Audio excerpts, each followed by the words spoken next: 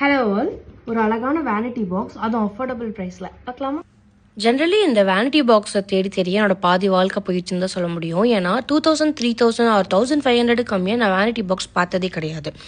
ஆனால் இந்த vanity box 700க்கு நான் வாங்கிட்டேன். இந்த வேனிட்டி பாக்ஸோட குவாலிட்டி பொறுத்த வரைக்கும் ரொம்ப சூப்பராக இருந்தது. ரொம்ப ஸ்டர்டியாகவும் டிசைன்ஸ் வைஸ் பக்காவாக இருந்துச்சு.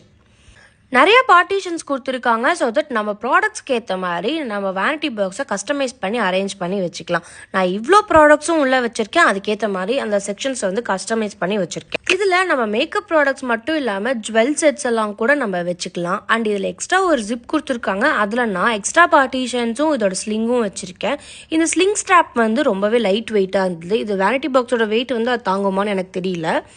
இது மட்டும் இல்லாமல் இந்த வேனிட்டி பாக்ஸில் நம்ம மேக்கப் ப்ரஷ்லாம் வச்சுக்கிற மாதிரி தனி பார்ட்டிஷனும் கொடுத்துருக்காங்க. மேக்கப் ப்ரஷ்லாம் உள்ளே வச்சுட்டு இந்த மாதிரி நம்ம க்ளோஸ் பண்ணியும் வச்சுக்கலாம்.